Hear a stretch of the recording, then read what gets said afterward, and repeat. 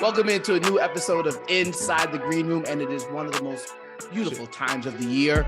Brackets are being filled. It is March Madness season, and to help us talk about March Madness is my friend, my fellow MSG co-host, John Henson. He also does work for Field of 68 and went to Danny's school as well. They are both UNC alums, and apparently Danny was so big time that he doesn't remember John's visit.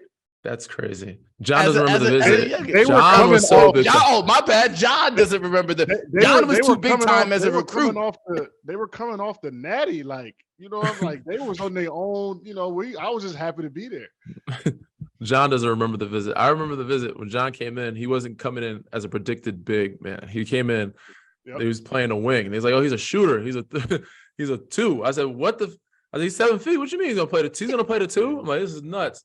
Yep. And I remember we played a couple pickup games, and I'm like, yo, this motherfucker's arms is ridiculous. There's no way I'm gonna I had to try to run by him and get to the rim as fast as I could. And I was trying to dunk the ball from places where I couldn't dunk the ball because I'm like, yo, if I lay it up, he's gonna block this shit. There's no way. Yeah, but Ed Davis gets hurt. I moved to the 4. The rest is history. By the end of my career, I was a center, bro. NBA is wicked. Yeah, hold on. So you really went to UNC thinking you were about to be a wingman. You was about to be Vince. As a wing, you know, it was more of like a developmental guy. You know, that's what coach saw me as at the wing. I was naturally a power forward in my high school class. I was a power forward. Tried to play the wing. Didn't have much success. I did okay. I was a freshman. Yeah. He's like catch a shoot guy mostly. Ed Davis breaks his wrist. Coach is like, we slide you to the 4. I took off from there. So a little bit of divine timing, you know, changed my career, man. Yeah. It's crazy. So I work with Mr. Henson with MSG Networks, and we do a bunch of sports betting content now that John can officially talk about that. Right. So we're going to talk about the brackets that are coming out. We'll talk about the Western Conference as well. And I want to get pick Danny's brain on what John is doing now with all the sports betting that he gets involved in. But let's talk about this because I couldn't help it. Earlier today, I was on TV with John, and we were talking about the NCAA tournament, and I was like, how can we not talk about what happened with the UNC Tar Heels, all the way from national championship appearance to not in the tournament at all? I think who said, was it Drake who said that from top 5 to not mention at all? I'm sorry. That's like a. Hey, I'm sorry. I got to keep it real. All right. First and foremost, guys, what the hell happened with your squad? You want to go first, John, or you want me to? I'll jump in since y'all gonna do the betting stuff later. And I can't talk. I've been asked this 10 times, literally today. Honestly, man, I said we missed a lot with having Brady be gone. He was a big part of what they did last year. Brady Manick, he was a good locker room presence for them. But I also think a lot of it was just last year we were decent. We weren't that great either to start. They got hot at the right time and they started playing well together. And I don't think they found that they could ever find that chemistry again once, things changed a little bit. I think a lot of it was also, confidence can make or break a lot of people and a lot of teams. Once you see teams are coming at you and you're seeing that you lost a couple in a row, I don't think they ever bounce back from certain losses the way they should have. If you have that type of character or that type of personnel with that type of character on your team to uplift your leaders like that. I think there's gonna be some changes this summer, or you'll see probably some more guys hit the transfer portal. You may see some guys make a leap or make a jump or try to play overseas or whatever it may be, or leave school early just because they probably don't want to be in school anymore. But yeah, man, it was just, I guess I'm gonna say us coming back down to life, or we had a good high, we had a good run. And we just couldn't find a rhythm. And I think that kind of led into some insecurities, slipping in, and some confidence lacking, slipping in, and guys never really finding back their chemistry or groove to where they were last year. Yeah, if you think about last year, I don't remember what seed we were, but we weren't a hot seed. So it's not like we were just a number 1 overall seed. We definitely got hot. I always use the term like lightning doesn't strike twice, and you got to respect the game. They got a little freedom last year and took advantage of it and got hot. I think they try to roll over that same formula. And that's just not how basketball works. You got to share the ball, especially with assists being down. That was a big thing, I think, with this team. When they had a lot of assists, they won games. And just, analytically, the shooting. We were one of the worst three-point shooting ACC teams over the conference schedule. And as you know, Carolina usually is a pretty good three-point shooting team. That's kind of what they recruit, wings that can shoot the ball. So it was just a bad formula, man, this year. And things didn't mesh well as we wanted them to. And at the end of the day, they still had a chance.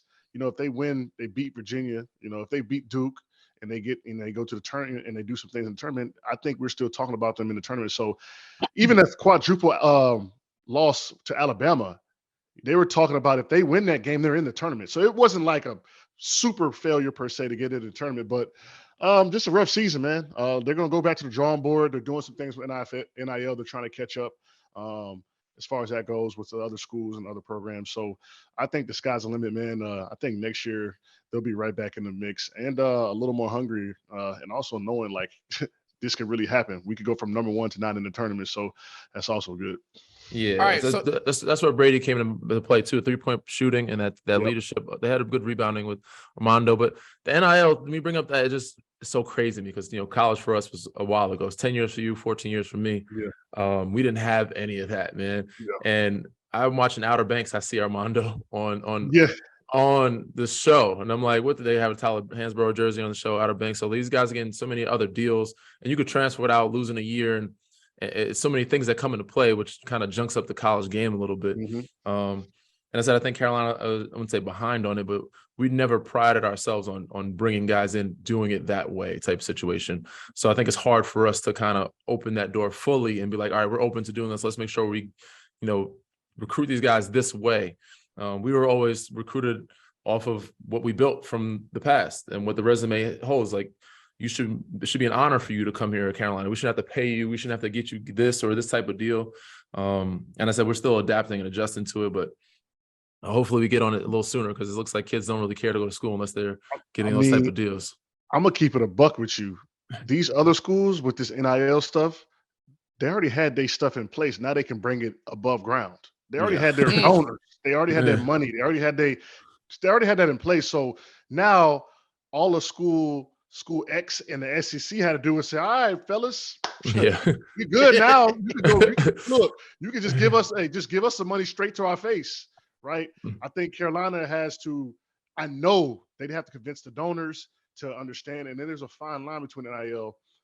You don't want to have a donor giving so much money that they're influencing who's being recruited, who's playing. And those things are going to start to happen as well. So it's a whole can of worms. I don't think it's sustainable, but I love the fact that the kids is getting to the money because I remember I had to scrape together a couple $100 and get something to eat and have a good time. So I'm happy about that. Yeah, it's speaking of money, since John, you could I guess this is totally fine for you as a North Carolina alum. I'm assuming you bet on your squad this year. I leave them alone, bro, because I think of my heart, dog. Like I really can't even help it, bro. Like, I can't help it. Like I really can't. Like I ain't gonna lie to you. I'll believe they're gonna win and they'll lose, and I'll believe they're gonna lose and they'll win. So like I stay away from Carolina. I swear, I stay away. Never bet with your heart, only with your IQ. So I'm with you, my friend. Good on you. Good on you. Even though I can't talk about this, I don't know if we've spoken about this at all. Even when I'm allowed to, I'm not really a gambler, bro. I just can't do it. Yeah. But I do play cards. But I mostly play cards to learn my teammates. You know what I'm saying? To get like a little camaraderie on the plane. So I do play Bure. I don't know if you play any Bure, John, but I do play Bure. I've had some Bure. I've had some good Bure days and had some bad Bure days, but definitely a team bonding thing. It was a lot better later in my career when I had a little money in my pockets. But, it's fun, you know what I mean? I feel like this type of game is not much bonding as much. You know what I'm saying? It's a little different. But cards, I'll play cards. But gambling, I couldn't see myself because I said I wouldn't say I go with my heart as much. I just don't have a lot of good luck when it comes to picking certain things. It'll be that night, like the team that is supposed to win, it'll be a full moon, and the night that I actually try to gamble on them, they go 0 for 20 from 3 or some shit like that. So, Danny, when you're done playing, Give me and John some bankroll. We'll make sure. We'll make sure you turn you a profit. Now that I'm on the other side, so the reason how I kind of knew about gambling is because my friends used to always bet on football and stuff, and so like I would always be around it and hear the lingo. So naturally, I started understanding it, and so I'm now that I learned about it, I'm like, yo, you never know, because I remember when I was with the Bucks and we were a 15-win team, and the Nets had to win a game to get to the playoffs, right? And we beat them, and then we had no shot. It was like the last game of the season, and we beat them. They did not go to the playoffs. I cannot imagine the people being that on the side of the gambling side of that. I would have been breaking my TV, like, because really did not, I won't say not care about the game, but we were just out there. It didn't matter to them. Yeah, it wasn't. And that's when you're probably playing your best basketball. It's carefree. You have nothing to lose or nothing to gain from. You're like, I was going to hoop, and y'all probably ain't playing your best basketball, having fun, kicking their ass, and they're like, damn, we got to win this game. There's so much pressure on them. Man, it's a toss up. It's a coin flip, man. You never know. Yeah, so I guess I do want to go back to some UNC memories, but we're here now, so let's just talk about it. Danny, now that you know, I'm curious. How do you feel about, like, your games have always been betted on? Now it's just legal in a lot of places across the country. What does that mean for not just you as an NBA player, but what is that? How do you think your friends, your comrades in the NBA are dealing with that? Or how do you think they feel about, like, everybody, like, wagering if they gonna get that 8 points, and if you don't, if you only get 7, you done lost me a grip. I've seen it. I've seen a lot of people speak on this on random podcasts, and I've noticed that I'm gonna say it's breaking some homes or some friendships, but it makes it a weird thing. It's a weird dynamic. It kind of junks the game up a little bit, and also it's that not your friendships or your circles, but people that you may be acquaintances with, or people that you may know, or you don't know at all. But people are now, before they were just fans, now they're gambling fans. So it's like, all right, I liked you a lot. You know what I'm saying? I mess with your game a lot. I love when you hit threes. Then it's like, all right, he hit so many threes. I'm saying, he get 2.5 today, or you get at least 3 tonight. And if you don't get that, now you're like, this bastard, every time I bet on him, he don't make no shots. So, like, now you might be losing some fans. Some fans, they might hate you at a point because of the gambling situation. And some family members, obviously, some of the homies in the circle, they're from New York, the Knicks fans, they might bet on you or bet on the Knicks or bet on your team. Like, oh, y'all for sure got it. And then they ask you random questions. You're like, what the hell's going on, bro? Like, yo, so is so-and-so play tonight? I'm like, nigga, why? Nah, hey, I remember specifically, like, I was in college, we were playing Washington. Didn't know anything about sports gambling, but I got this nasty Facebook message because at the end of the game, I tried to goaltend Isaiah Thomas's shot because the clock had run out, right? So I was just going to goaltend or whatever. I think I, like, grabbed it after the clock or whatever, something like that. Anyways, dude was like, what the F are you doing? Why would you touch the ball? Do you know what you could have done to the – I'm like, what? You know what I mean? Like, so, like, that was in 2012, bro. So, like, I can't imagine, like, I kind of stopped playing when that gambling took off. So I never got to really experience it, but I cannot imagine, like, what, DG or certain guys have to deal with, where, like, a cat might be like, yo, so, like, how you feeling today? You know what I'm saying? And like, hold on, bro. DG said he feeling good. Yo, take the over. Like, nah, like, that's real, bro. Like, how was shoot around? Yo, you feeling good? Jumper feeling nice? All right. Yeah, he's good for 2. He's good for 2. Like, DG, me and Harrison, we go to MSG, right? And we be sitting there like, man, he cooking right now. I mean, he ain't missed a 3 in the whole shoot around. Man, let's take it. Like, I feel like things really do that now. You're like, scouting the shoot arounds now to see. Like, you're scouting the shoot arounds. You're scouting the pregame warm up. Like, yo, he looks like he's feeling good. He ain't missed a shot all warm up. But the crazy thing is that you might feel that good and have a terrible game. You might have a shitty shoot around and make all your shots. You just never know how it's going to go some nights. You know what I'm saying? Like, there's been times, not often, but there's been some times where it didn't feel well. It didn't feel well leaving my hands, but I would make shots that night. And sometimes it felt like it was on target. And I'm like, damn, in and out. And I just missed more. And I was like, damn, I was feeling hot in warm-ups and pregame. And you just don't, ever catch that rhythm. But it's a gamble, and it kind of junks up the game a little bit and also can ruin some friendships and some households. Gambling has ruined many households. And you'll see a lot of that, I guess, in the future, I'm sure. Only thing that's for sure in gambling is losing, bro. I swear to God. That is listen, I ain't never hit 10 bets in a day, but I done lost 10 in a day. You know what I'm saying? So like it's wicked. Yeah, no, it's definitely, and as you know, as John and I have doing the programming for MSG, we always say gamble wisely, responsibly. There's a way to do it that you can actually enjoy it, and you could, you know, if you're within reason, you could actually, you know, make, you know, decent profit. With that being said, John, I have a question for you, and then Danny, I think you could respond to this one. Thinking of the NCAA tournament and thinking of who might win the whole thing. Actually, I'll let Danny go first. Danny, as we're looking at the tournament, what would you say are the most important things that helped you win? Outside of just like the players, the roster, like what helped you win, and what can Danny's team ran through that? They can't ask him that. Bro, they didn't. They won every game by 15, bro. It took us 3 or 4 years. It took us 4 years to get there, though. So you're right. Each year we went further each step. So the first year we lost, I think it was George Mason, like right before the Sweet 16 or something like that. The next year we lost to Georgetown before going to the Final Four. We lost in the Elite Eight. Then we lost in the Final Four to Kansas. So each year, I said, obviously, speaking of the group the team this year, like they got hot at the right time. So you obviously need experience. That experience definitely helps, because first time being in the Final Four, that dome and the backdrop is different. Shooting a ball, you never played in arena. It's like a football arena. You're not used to playing that, having that type of stage that you're on. So it takes some experience. Like it takes time to learn that. Obviously, it takes a lot of luck because any given night, the best team could lose to the worst team, and just you having an off night. But mentally, so we had to be locked in, of course, have that luck on us, but we had to have that experience. I think the biggest thing was that, like this past year's team, they just got hot at the right moments. They had the chemistry. They were playing well together. They saw the bigger picture. I think all of us came at the right time. Everyone wants to get drafted. Everyone wants to go to the league. Everyone wants their numbers. I think we were come to a point where we all knew that most of us would get drafted, and everybody eat if we won. But everybody had gotten their numbers, got everything they did throughout the whole season. It's like, all right, we lost last year in the Final Four.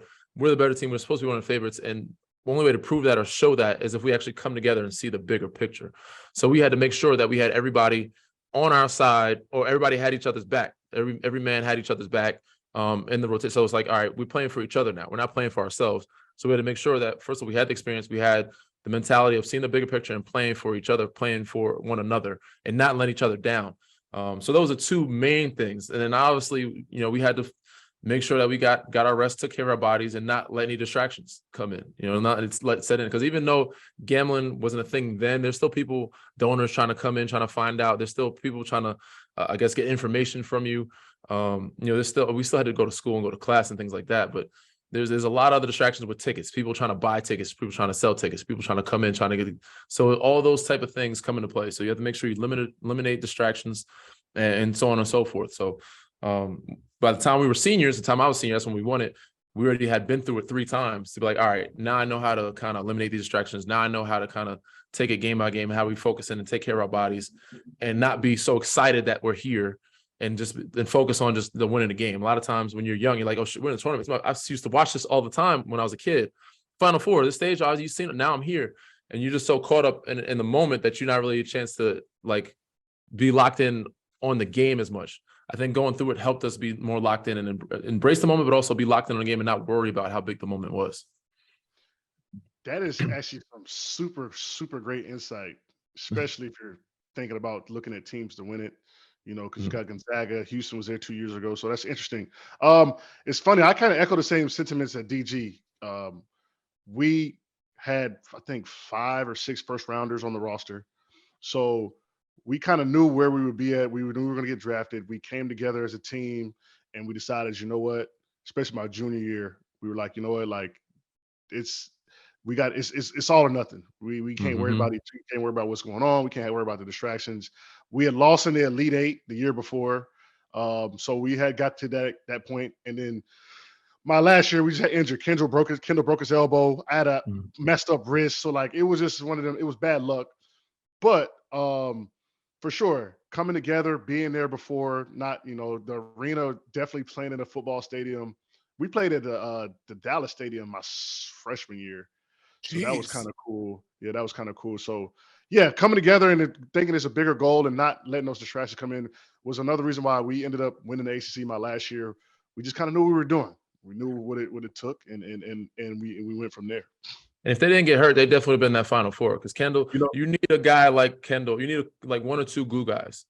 I feel like I was one of them. We had Marcus Gagnon. You know, he didn't play that year, but we had a guy that was in that locker room that was just all about making sure the team was the team. You know what I'm saying? Making sure no other BS, seeped into the group and guys thinking of themselves. So we had a couple of glue guys, and I think there's always somebody in the starting lineup and always somebody on the bench. And I think Kendall was one of those guys, and when they missed out on him being hurt, it hurt a lot of the chemistry because all he did was care about feeding his guys and getting them running, setting the table and making sure everybody got plates. You know what I'm saying? So that's what Kendall was doing. And without him being there, it hurt them a lot. And of course, John with his wrist, it was tough, man. But if they were healthy, they had some good pieces put together. They were one of the better teams to come out of Carolina that didn't win it talent-wise. So they would have definitely been the Final Four for sure, I think, if they weren't hurt. It was like, and then it's on top of that, we were missing our starting point guard. We got Stillman White starting. He never played. And we still were in a possession or two at the end of the game for Kansas in the Elite Eight. So, we played them well. And that's just, that's just the nature of the beast, man. Some luck comes into play. You got to be healthy. Yeah, luck comes into play too. You got to be healthy, man. So, but it was, college was one of my still the best times I had, man, for sure. Like just with my teammates, man, I'm still close with all of them. And then on top of that, we got my junior was a lockout year. So like we was the only thing of smoking right there on TV right now. So it was fun, man. Yeah, no, college is definitely. So I missed that part of it. I do have it at moments with teams in the league. But the camaraderie, you have no choice but to be brothers. You know what I'm saying? You live together. You're in the gym all the time. You're in classes all the time. In the league, guys have families. Guys do their own thing. Guys have their own groups of people. You only have time where you can, and not all teams communicate or can, do play cards on the plane. So you don't get that type of interaction as much. You don't get a chance to hang out as much. You do it every once in a while, certain trips. But I think that really helps a group come together. And actually, if you can see your brother, your teammate in all these scenarios, instances, it allows you to get to know him better. And I was telling one of the coaching staff today, like, Memphis was a great situation for me. I enjoyed it. I enjoyed the group because they actually mess with each other. I like it here too. I said, but the only way I could really get to know them, they respected me. But the only way that I can get them to really, really understand what I'm saying or respect me more is I actually get a chance to play with them and be on the battlefield with them. Yep. So I can tell them as much as I want to, but until they see me actually doing it or holding myself accountable the way I'm holding them accountable, they're not going to respect it as much. They still respect what I have to say, but it's going to be easier for me to relay that message, or it's going to, I guess, hit home better when they see me or actually in the battlefield with them and doing it with them out there. So I'm like, I can tell them as much as I want to. We talked about a lot of championship stuff today about our group being the most disciplined group because we have good talent. We don't have a lot to beat everyone. So in order for us to make it there, we got to be the most disciplined. And all these habits that we're doing, and I'm not saying it's too late, but we have good habits in place already. This group has really good habits. They just have to do it all the time now. And it's not just against the good teams. You have to do it against the bad teams and the good teams. And for longer time, try to do 48 minutes, but nobody's doing 48 minutes, but at least 40, 42, try to do it for longer than other team. And those habits usually come out when you play the bad teams. So we talked about championship aspirations and what it takes to get there. And I said, I said my piece, but it's like, I was like, yo, I see you you bite your tongue sometimes. I was like, I don't want to be the one that's lecturing. The coaches already talk to them all the time. I tell them some when I can, and my door's always open if they want to talk to me, but I know it won't hit home as hard as it should until I'm out there on the floor with them. When I'm like, I'm on the battlefield. All right, I'm V'ing back, or I'm cracking back, or I'm boxing out. And they see me, busting my ass, get on the floor, get a loose ball, and actually scrapping with them and doing the dirty work. And they're like, all right, DG, he's with it. He's going to be in the battlefield with us. He's going to battle. He ain't going to make excuses. He's going to do the little things we need him to do. And whatever he says or expects of me or relays to me, I know, it's coming from a good place and that, I need to do it because he's actually doing this shit now at 35 years old. OG 3-ring talk right there, bro. There you go. Speaking of 3 rings, there's another ring. There was the championship ring, and it allows me to tell a story.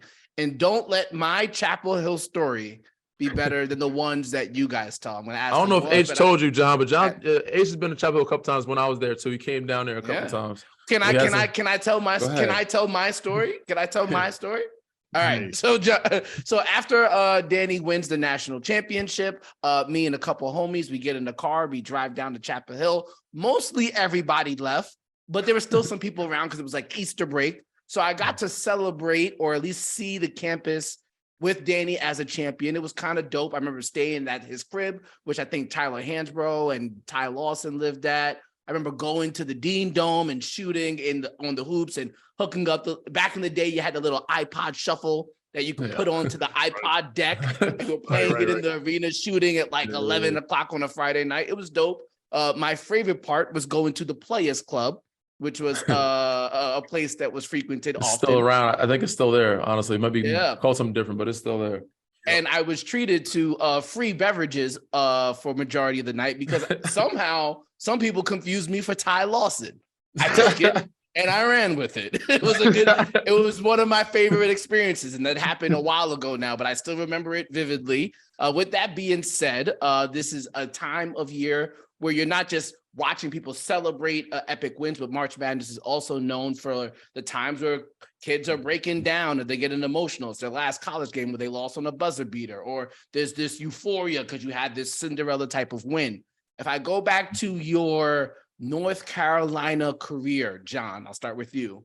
Mm-hmm. What is the most emotional moment associated with your time with the Tar Heels?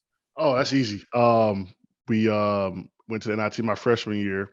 Mind you, I'm number 1 power forward in my class, top 5 player. Thinking I'm potentially be a one and done. We lost to Dayton in the championship, and I just broke down, dog. I started crying, man. Like it was a rough night for me.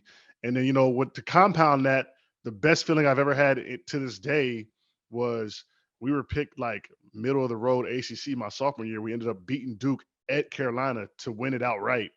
So like that was literally 12-month difference. So like it was a beautiful feeling, man, to win that and get over that hump. But those are the two kind of most emotional moments I had because, NIT UNC, dog, especially after the year they had just won it. They had just won it, bro. Like take me inside.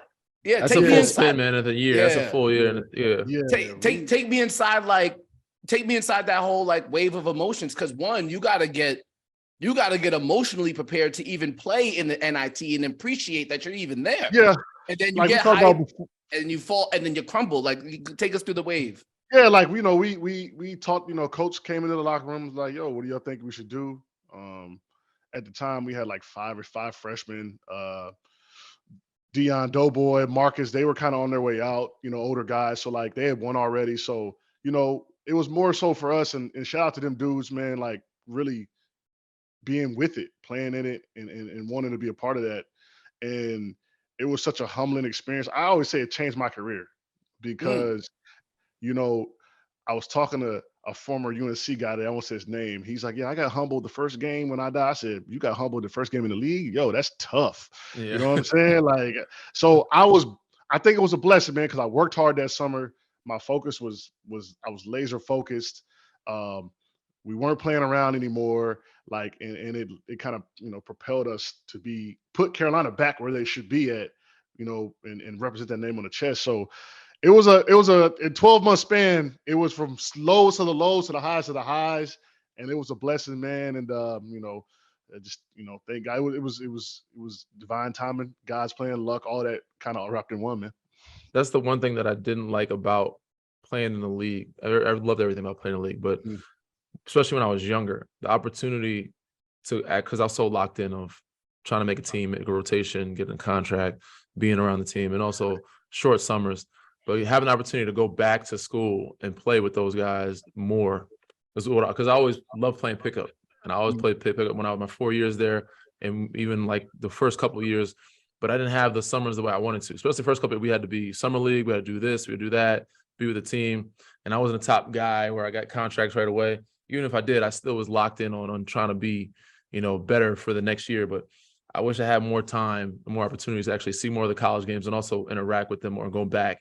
I know I'd imagine I'd have more time once I'm done playing, but at that point, I'm not playing many pickup games.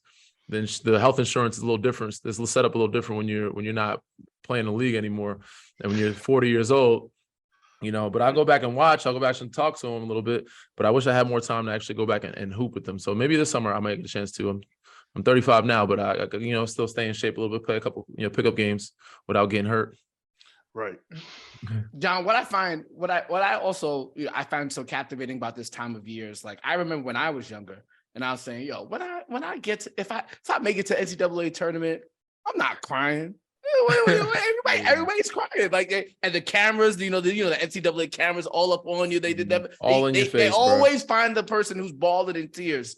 Yeah. What was it about playing at UNC that just what does that? Because you guys didn't cry when you barely, if you cried barely in the NBA. Yeah, no, I did not. Something that when you're in college though, it's like, well, why?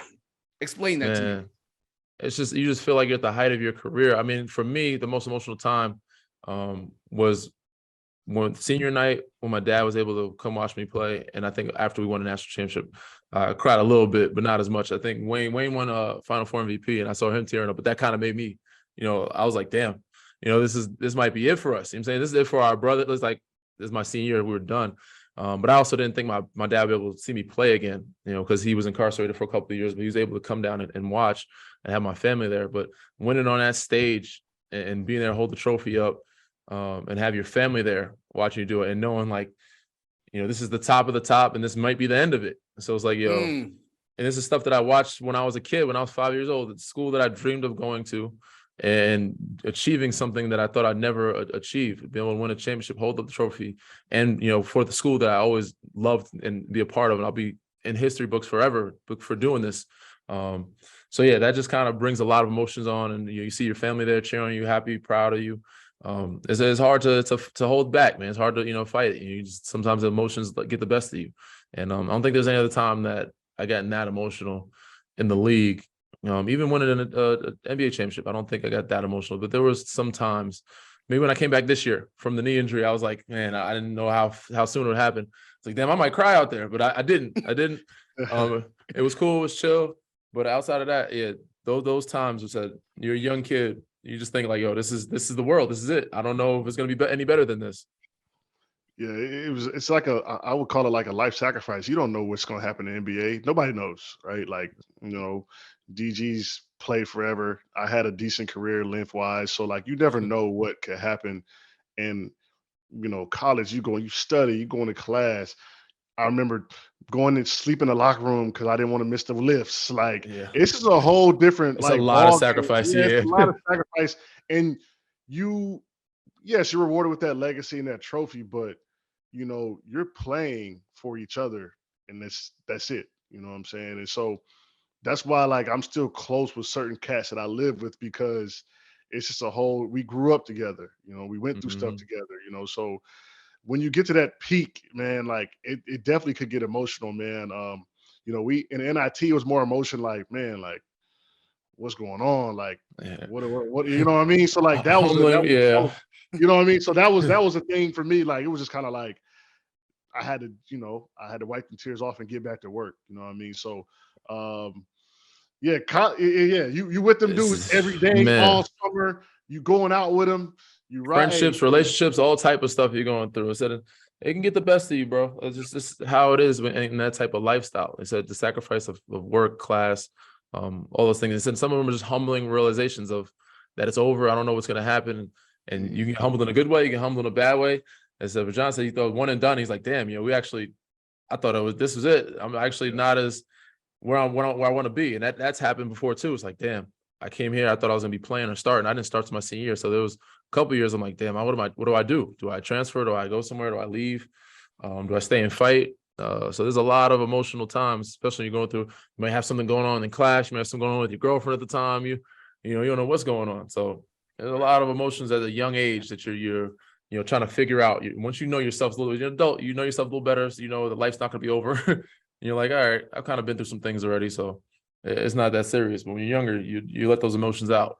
Hey, the league is a business, bro. Like, you can get emotional, but it's a business, bro. Like, you in that ship, you might be contract year, you might not be getting it. You might be like, man, this is gonna be cool, but I know they're not gonna pay me, or it's just like it's a whole different ball game. So like, college is like, you win a ship, you kings of the castle. You know what I mean? Mm-hmm. Okay. I do want to get to the pro game because there's some futures that I want to discuss here with John and get Danny's opinion. But before we do that, because Danny just referenced it and I didn't realize I could bring this up. John, did you, like my friend Danny, date a woman from that other school in North Carolina? Oh gosh. Duke. Yeah. Did you? Funny. Did you This do is it? hilarious. I didn't. I never dated anyone from Duke. You know, I may have hung out with a few. My sister went to Duke too, so like, I always had the plug over there. You know, she was playing over there. If I needed to speak with somebody, you know what I'm saying? John's had his fair share of Duke. The Duke. Yeah. No, I should say, I don't say that. Why? But John had his fair share. He talked to a couple people there because, interestingly enough, the person that I did date at the time, he used to talk to one of her line sisters, which is crazy. I know exactly what you're talking about. She's from New York. He actually got me in trouble one time. Is that safe? Is that story safe for air? Is it? I mean, it's over, we ain't right? using no names. I don't think they tune into this podcast. So we all right. Damn sure they have no idea. This is way long ago. But yeah, you know, in college, you know, you talk, you know, relationships, and it's like, you know, they're line sisters. So I'm hearing information about the line sister, tell John the information, you know, it gets back in full circle. And it's like, oh shit. So got to a question, she's like, why would you tell John that? I was like, I don't know, she's the homie. So yeah, I didn't know the connection was that heavy until DJ like reached out. I said, "Oh, yeah, it happens, bro." I was like, "Oh well, I'll eat that." But I was like, "Yeah, you know." But yes, John. Yeah, John. I only dated one person from Duke, and I probably won't ever do it again. But yeah, it was cool. Rumor has it, John, that Danny used to go to the Duke campus with his snake around his neck and act like he was boss. You heard those rumors? Nah. I've not heard those rumors, man. But you know, I'll take it back, man. I think the reason why I chose Carolina was because like the energy, the spirit that previous team had when I hung out with them in a family environment. That's the biggest reason by far. Like it was so different than all my other visits, like by far and away. Because the other visits I went on, I feel like Cats was jealous. Yeah. I feel like Cats was like kind of like you could feel tension in other areas. You know what I'm saying? Like it don't feel like a family. You came to Carolina, I felt that when I got there. We had Marv, Q, and them, Dave, Rashad, we had Raymond, we had Sean. They all good group. I think Marcus is one of the big energy guys that makes you feel like, all right, these guys are a family. So we had me, Marcus, we had a couple guys that you're like, all right, this is a group that I want to play with. Sure, so man. We had that type of vibe, man. It was love, man. Like it wasn't because for one, everybody was nice. Mm-hmm. Top to bottom. So like it wasn't no hating energy, bro. It's just have a good time, man. I love this place. You know, you'll love it too. And so, you know, I don't know how the energy is now. I know the campus is not like it used to be. I've been up there a few times. So like, you know, but when I went on my visit, when I was there, it was rocking. But Dexter had the snake rumor is not true. I think Dex had a snake as well. I don't think his you see how long it took him to deny it? It took a while to deny it. But I probably do still have tickets over there at Duke. I definitely had parking tickets over there. They're probably unpaid still at this point, but because I wasn't on campus. But yes, I used to go over there, not with the snake, no. But yeah. I had to pay parking tickets. I paid my parking tickets off. I remember. Yeah. I had to pay my Carolina. I don't know how to pay my Duke, but I had to pay my parking tickets off for sure. When I tried to re-enroll, they're like, "We're not releasing nothing until you pay." Can't get your diploma or nothing. Like, all right. Like, until you pay your parking tickets? You gotta pay your tickets. You can't get nothing. I just needed to get my transcript to re-enroll. They were like, "Yeah, blocked you're not getting nothing." Wait, hold on. What's the money? What's the money you got your diploma, but you have your paper diploma now. Yeah, I had to pay my tickets first. Yeah. That's why I was also trying to get Pell Grant. So back then, you got the 4 NIL. The biggest thing was the Pell Grant. You ain't getting that shit if you ain't paying your parking tickets. Like, oh yeah, we got this program for you, but we can't release it until you pay this fine. Damn, you go like $3-4 a ticket. Like shit. Imagine that one national championship, you can't even get your paper diploma. That's crazy. So you gotta pay your parking tickets. I used to like $5.75. When I saw like the $5.75 when I was in school, I was like, "Dog, how am I gonna do this? I gotta call my parents." Like, it was a scary days, bro. Like $500 was a lot back then, bro. I remember $5.75. I was like, man, I could put like $300 towards it. My mom's like, you know what I mean? Like, Oh, that's rich. Okay. Let's a little bit more on college basketball for a little bit. So, John has picked out Alabama to go and win the national championship. And Danny, you might just see Alabama's best player in the NBA next season, Brandon Miller. Mhm. He is absolutely Definitely see him. Yeah. Oh my Yeah. gosh. It's probably, we're definitely going to see him. He's probably going to, at this point, he's probably going to be the number 2 pick. A lot of people like him to skip over Scoot Henderson from the G League Ignite and be right behind Victor Wembanyama. He's about 6'9", long, can do everything. He's gotten into a little bit of controversy because his former teammate from Alabama has been accused of capital murder in the murder of somebody in that Tuscaloosa area on an unfortunate evening. But nonetheless, that is going to be some controversy that's surrounding Miller because apparently, according to court reports, he ended up bringing the gun that was used in the murder of this young woman. Now there's conflicting reports. Did he know he was bringing the gun? For what reasons? XYZ, XYZ. We don't have to get into all of that. But John, can you explain why you're rolling with Alabama despite all of this controversy? And Danny, I know you've been looking at NBA scouting reports and looking at tape. So once you hear John's evaluation, I'm curious of what you think about this whole thing. I being a college basketball analyst this year, I had to take a deep dive and really watch college basketball. And Alabama looks like the team that they have older guards, which they have experience. They've got a young dude that's can go. Obviously, they've got the bigs. They defend. I want to say there was a stat between transition efficiency and defensive efficiency.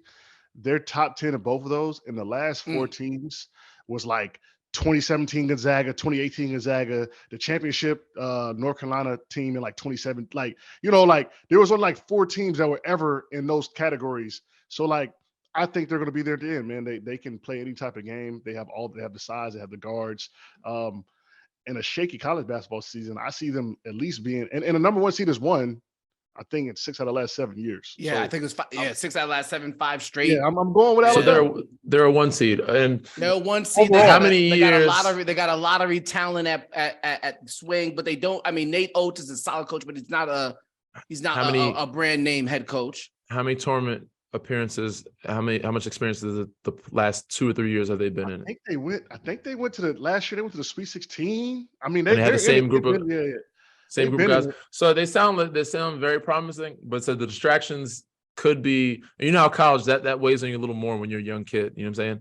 A lot of these kids have grown up behind social media, so I'm sure they know the weight of it, the ins and outs, the annoyingness of fans, this, that, and other, and how it can, wear on you. So it doesn't affect them as much as it would us, because back then we had a newspaper article come out about us or any type of article on Facebook or something, and they were like, damn, we're thinking about it. But that distraction could make them come together. It all depends on what type of locker room they have. This could bring them together, or this could be a distraction of, like, you know what I'm saying? It's brought them together because I'm gonna tell you what happened. Nate Oates tightened up. The shoot-arounds got a little, from college basketball guys, the shoot-arounds got a little tighter. I think as a unit they've come together. And if you look at how they played they lost to A&M at home, but they had already locked up the SEC championship, and they ran through the SEC tournament, beat them by 20, and like.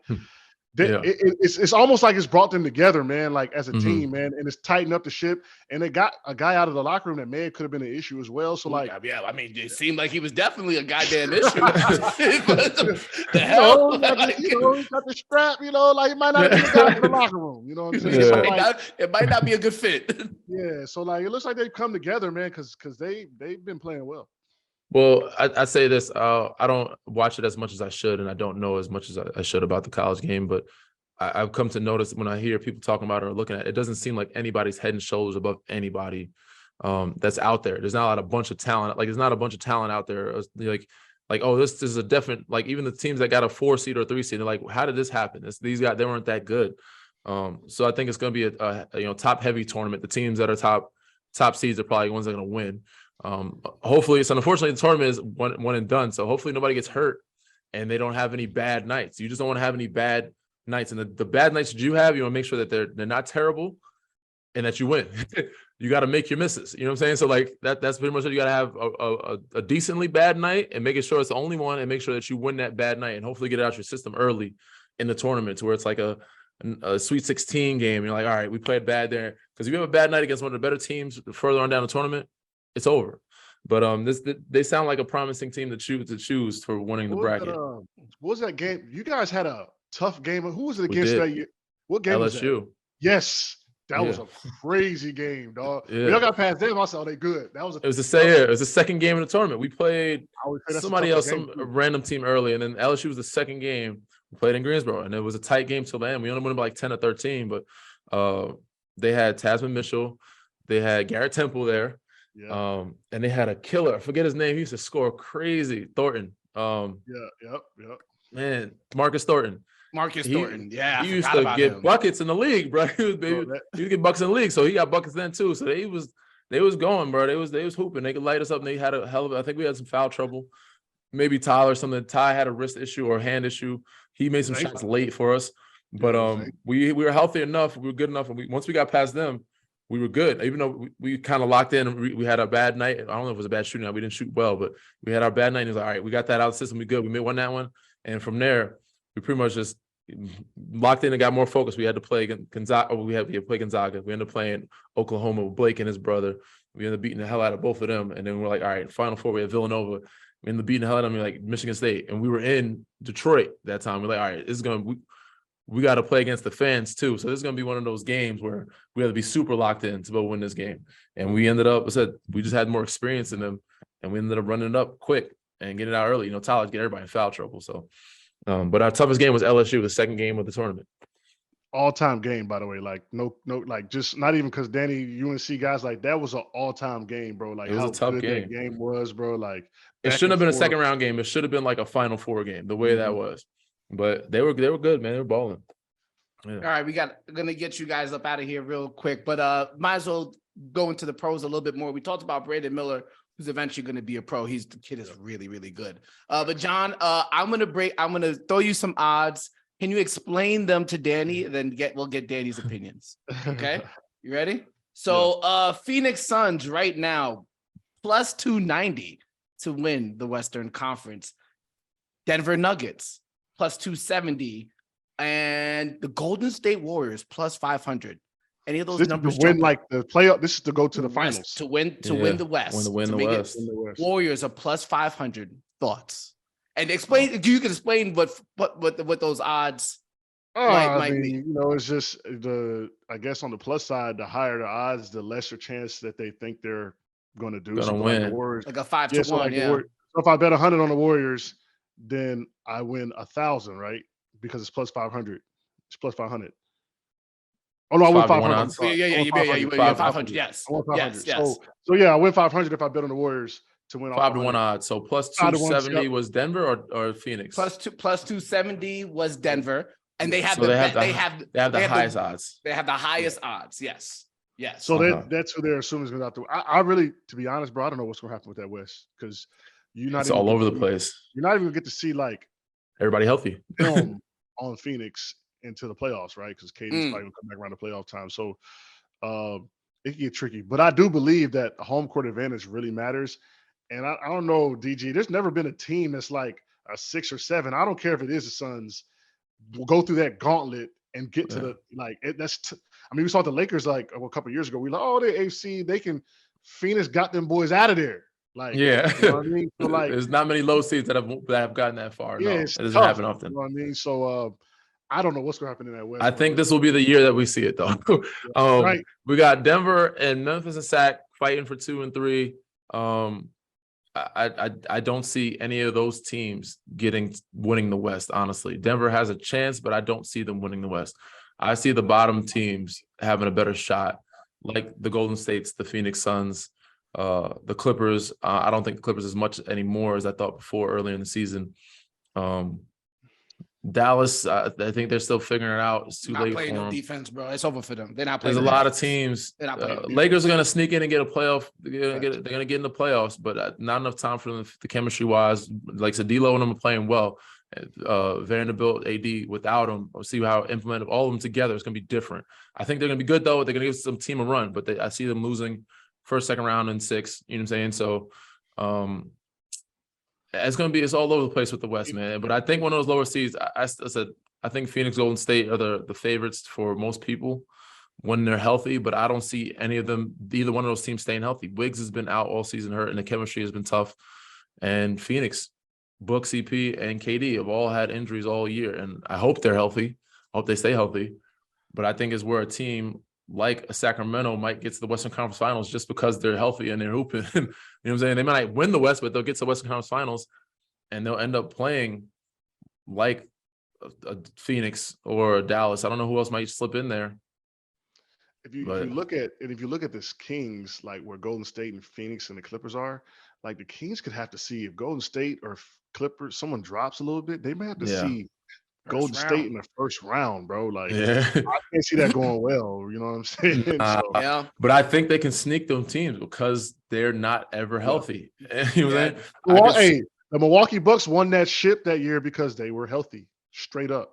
Like, you know, people quiet as kept, man. We won our chip in Toronto because we were healthy. Yeah. Golden State won their first one because they were not saying they weren't good, but their first one, they went through a lot of teams that were unhealthy. All their point guards were hurt. There's a lot of teams that win and you don't remember. You just remember that they won. It wasn't because, so-and-so was out, so-and-so didn't have their full squad. They won because they won. CP doesn't injure his hammy, bro, and play game 7 with Harden. Like, I think we could be talking different. You know what I'm saying? So there's a lot of different scenarios that could have happened. If Kawhi doesn't get hurt in San Antonio, when we're playing, what's the name, first Western Conference Finals, Golden State, KD's first year, you don't know what you're talking about. But I said there's a lot of teams that have won and nobody remembers. But that's part of being the luck factor of being healthy. So. Yeah, adding on to the context that you gave, Danny, around those top teams right now, the Sacramento Kings are 29-1 to win the Western Conference. The Lakers, who are not the number 2 seed, who are outside of the playoffs right now, who don't have a guarantee they'll have the services of LeBron James before the season is even over, they are 24-1. So there's even better odds on the Lakers than the Sacramento Kings, who are firmly a top 3 team in the Western Conference. Sacramento Kings and the New York Knicks, 2 teams so far this year that have missed a minimal amount of games to their starters. Being healthy does matter in the end. I would have picked Memphis, honestly, before Brandon Clark got hurt, honestly. And obviously Ja's going through what he's going through. But I did like Memphis, but the Brandon Clark injury, I said I think they would have been in Western Conference Finals. But I said so many injuries, so many other issues going on off the court. The West is all over the place, man. It's hard to predict. It feels a little bit easier in the Eastern Conference. We'll finish out with this one. We know that the Bucks have been dominant all year long. Chris Middleton's still not playing starters minutes, only playing like 21 minutes a game, and they're still obviously balling. Top 5 in defensive efficiency. They got Giannis. They got the head coach. They got the whole kit and caboodle. They are favorites plus 125 to win the Eastern Conference. Mr. John Henson, Danny's Cleveland Cavaliers are plus 1,300. Is that a good number? Does that make sense? Would you, now that you can, would you? I mean, I'm gonna probably go healthy Bucks, right? They won what 15 in a row, which is how they kind of got to the top. They had that 15 game. I think that number one Philly, 16. I think that number 16 game.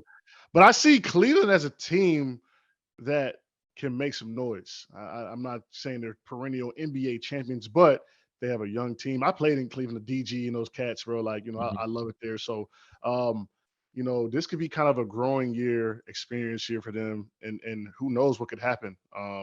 Being that they have home court advantage, they're going to have to see one of the big dogs. And, defensively, obviously, they're one of the best teams in the NBA. So if you play that defense that well, you always have a chance, especially with the big boys down there. So it's going to be interesting to watch, man. JB's my guy. I think we have a chance because of the road we have. I know you're a guest on the show. I know you're a guest on the show, bro. You could listen. I want Danny to win too, but I'm sorry, it's not. So how far are they going? How far are they going, Harrison? They're going to listen. I've told Danny this off air. I'll say now. I got to say it on air. Yeah. And I know I work for MSG Network now, so I got a little bias in me. Yeah. But I think they're going to have a hard ass time with those New York Knicks. I'm telling you. They're gonna have a hard time with it, and it comes down to, I think both the Knicks and the Cavs are going to be fairly easy to guard. They don't run complex offensive systems. It's a slower paced game for both. We're both slow paced, not high scoring. And it might just come down to home court. Home court, who actually shoots the best? And I think we get home court. It's a 4 or 5 game. It's supposed to be close. That's a 7 game. Hopefully you don't get tight game 7 type of series. Well, you know the record is for the away teams winning on the road in game 7. It's very rare. For sure. I'm just look. I want you. I don't even know if I want you to win because that might impact me. Like this might be the first, John. This might be the first time I'm rooting against Danny's success. This shit crazy. This is a big time growth year for both teams. For both teams, especially Cleveland. If Cleveland can somehow make a decent run, second round, Eastern Conference semis, and play strong, I think that bodes really well for the future. Because they're easily the youngest team in the top 7 by far. So they're playing with house money right now. So it all depends on our road, and I think we avoid the big dogs in the first round, maybe the second round, depends on how it goes. But I think we avoid them until we get to the further round. So that's why I like the chances better. Because they have more experience, those other teams, and they have more talent as well. But I think this is a really good disciplined team that has good habits. They just have to show the mental maturity of doing it against the bad teams and doing it for longer periods of time and showing, even though they have no playoff experiences, not many of them have a playoff experience, but showing that, or I guess bringing that mindset to the playoffs and acting like they've been there before, it'll help. And I think the first round, if we get past that first round the way we should, it'll help us for sure the further rounds. Mr. Henson, now since you've played with him, who has the rights to the DG nickname in Cleveland? I think we called him DG from day one, man. Yeah. I just remember telling him when Beeline was there, he was young, man, and Beeline was a college coach. I was like, listen, DG, don't let that cat worry you. He ain't gonna be here long. Just keep DG, ask him. Like, he'll tell you, bro. Like, I used to be like, yo, wait, hold on, what do you mean? He'll come, like, coach will say something, he'll come and look at us at the free throw line, be like, bro, just which I think was great advice, man, because he didn't, he played through that, and that's just part of the NBA learning too, man. Some coaches are not going to be what your style. And I'm sure that's a big reason why he was analytically his rookie year the worst player in the NBA. I don't know if you know that or not, Harrison. He was analytically the worst player in the NBA, like the worst. He had the worst player in the league at that point. I didn't know that either until I got here, and I'm like, bro, what category? Defensively, offensively? He's like, everything. He was like, I was asked, bro. Yeah. He was like, I was asked. And I think a lot of it had to do with the coach. But I call him 10. But yeah, he's been here long. He's been here longer than me, so we give him the DG. You know what I'm saying? They call me OG DG or whatever. You know what I'm saying? That's cool. I call him 10. So all right, John, we'll get you out of here with this. Okay, since you did play with DG, I need to know now. Why the hell wasn't he a good player? What was wrong with Coach Beeline? You don't got no league system, Michigan Wolverines. It was honestly, he just wasn't. He was a college coach, man, and he had his college ways. Like I'm gonna tell you, like he lost us early. He was trying to make us practice at summer league. You see, wait. Practice when? Like, bro, listen. Practice. Like summer league is to get acquainted with your teammates, work out, maybe play a little one-on-one. Nah, like he was trying to practice. And when I say practice, he was excited. College coaches be excited for practice. Mm-hmm. So that was kind of the first kind of like domino. And then you're like, oh man. Yeah, his timing, right? So like in the NBA, bro, you got technically speaking, you got like 10 days before your first game. So we can't be going over pivoting and bounce pass. The small steer. Like DG, not like funny story. Jordan Clarkson, right? Professional scorer. Yeah. So we doing these layup drills like on this side of the basket, inside hand. And I'm like, yo, this cat is one of them boys. Like he getting 40 off the bench. I don't think you need to tell him how to make a layup on it. Yeah. So like those are what we were dealing with. Like K Love, like shooter, OG vet, champion, potential Hall of Fame guy. You don't need to tell him the fundamentals of the game. Yeah. Tell him where to be, tell him where his set is, tell him where to be defensively, and let him rock. It was just a tough situation. And unfortunately, it was my contract year. So I had an experimental coach in my contract year. I got traded to Detroit. Pandemic happens. Rest is history. Here I am, MSG Network. So you know what I'm saying? Hey, I was blessed, bro. Had a good career. But Cleveland was fun, man. Cleveland was actually my favorite stop. Now I was in Milwaukee and Detroit, so you know, it wasn't too big. I love Cleveland. I love where I lived at. I love the city. You been to Town Hall, DG? Oh, yeah. I've been there before. I've lived. So my first rookie year was here, so I've been there before. But I'm in Bracknell. You played. I'm in Bracknell. I've been to a couple places, man, but I'm in Bracknell now. My first year, I wasn't there. I was at Shoreline. They call it now Shoreline. It was called the Quay back then. But I'm in the Bracknell area, and it's nice, man. It's quiet. I said I've known it. It's a lot different from when I first was there. It was a different city, so it's way different now. Yeah. Well, it's John, has been a pleasure. Make sure you guys find John on all the socials. And if you find him on the socials, if you see him on Field of 68, or you might be able to find him on MSG Network. The guy obviously knows his basketball because he played in the league.